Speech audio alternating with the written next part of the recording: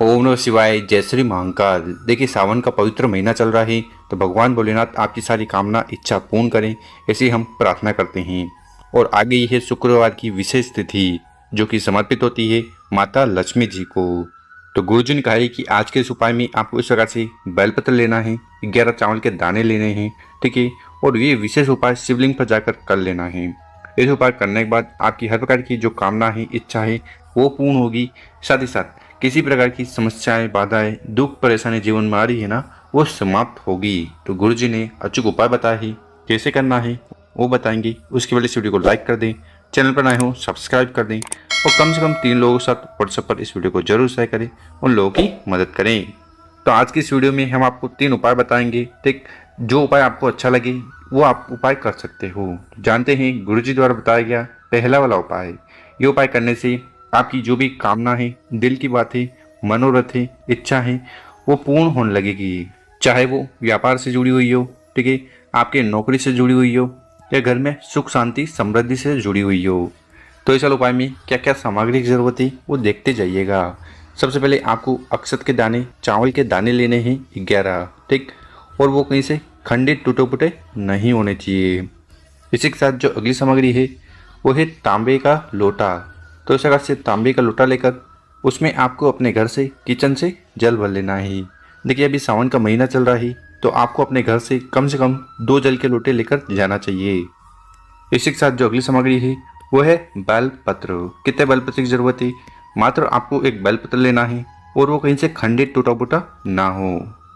तो इस प्रकार से सामग्री इकट्ठा कर महादेव जी के मंदिर आपको चले जाना है। सुबह शाम आप इस उपाय को कर सकते हो। और मंदिर में पहुंचकर उत्तर दिशा की तरफ मुंह कर बैठ जाना है, और जो भी पूजन पाठ वगैरह करनी है वो कर लीजिएगा। देखिए, शिवलिंग के ऊपर चावल के दाने का उपाय करने से आपके कार्य बनने लगते हैं और आर्थिक स्थिति सुधरती है।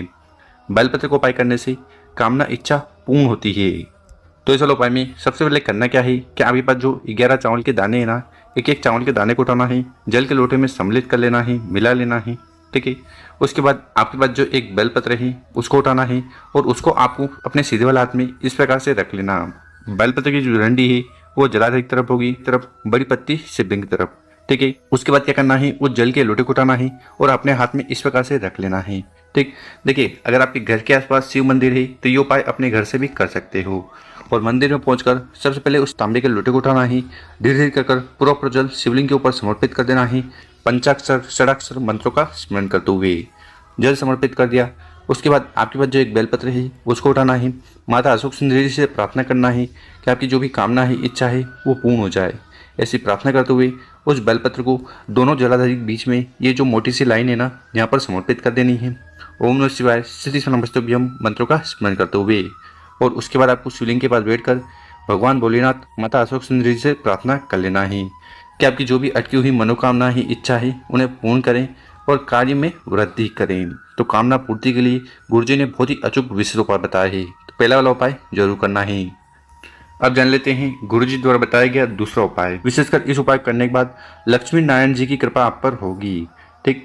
और आपकी कैसी भी आर्थिक स्थिति खराब चल रही है ना, वो सुधरने लगेगी। और ये दूसरा वाला उपाय कैसे करना है वो बताएंगे। उसके पहले अपने शुभ हाथ से 2 कार्य कर लें। एक तो इस वीडियो को लाइक कर दें, और कम से कम 5 लोगों के साथ व्हाट्सएप पर इस वीडियो को शेयर कर दें। अब इस वाले उपाय में क्या क्या सामग्री की जरूरत है वो देखते जाइएगा।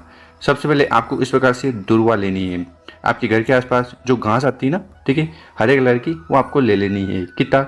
मात्र एक छोटा बंडल, ठीक। इसी के साथ जो अगली सामग्री है वो है दूध।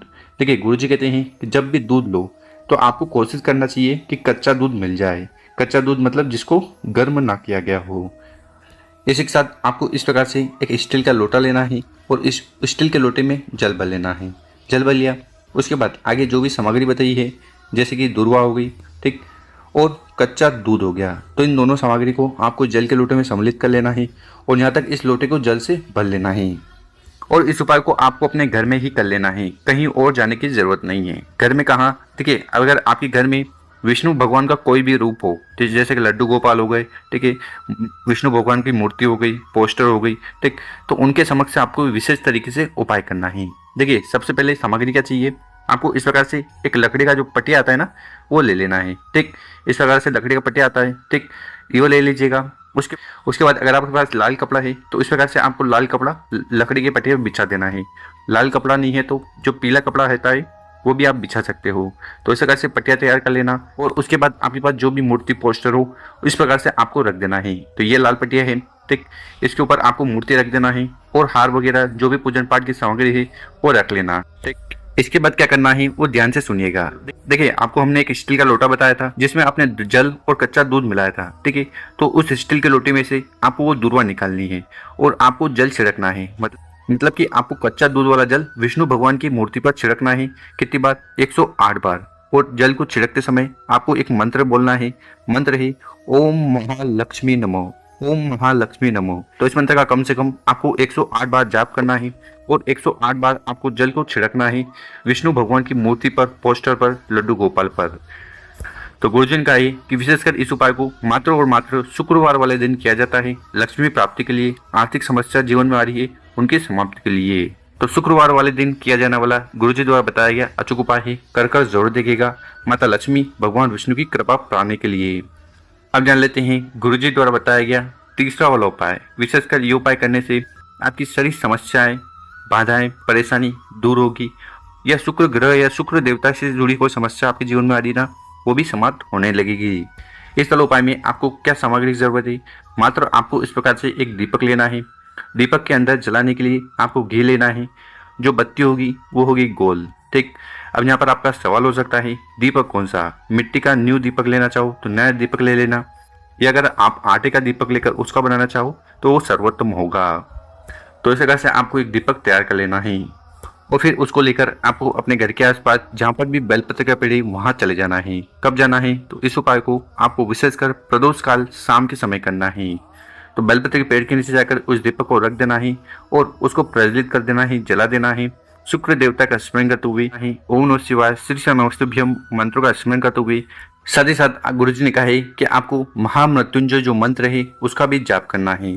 तो महामृत्युंजय मंत्र कुछ इस प्रकार ही, ओम त्र्यंबकम यजामहे सुगंधिन पुष्टिवर्धनम उर्वारुकमेव वंदनान् मृत्युमोक्षीयमृतात्।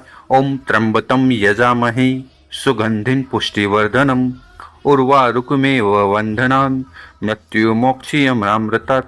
तो इस मंत्र का कम से कम 7 बार, 11 बार, 21 बार, जितनी बार बन पाए इस मंत्र का जाप कर लेना है। तो गुरु जी कहते हैं कि जो भी व्यक्ति विशेषकर इस उपाय को शुक्रवार वाले दिन शाम के समय कर लेता है ना, तो शुक्र देवता की कृपा से तथा भगवान भोलेनाथ और माता पार्वती जी की कृपा से उस व्यक्ति के जीवन के सारे दुख, परेशानी, समस्याएं और जो भी बाधाएं या बीमारी है वो समाप्त होने लगती है। तो गुरु जी ने अचूक उपाय बताया है, कर जरूर देखेगा। मेरे प्यारे दोस्तों, वीडियो अच्छी लगी हो 5 लोग साथ व्हाट्सएप पर इस वीडियो को जरूर शेयर करें। ओम नमः शिवाय, जय श्री महाकाल। मिलते हैं हम आपसे एक और नई वीडियो में।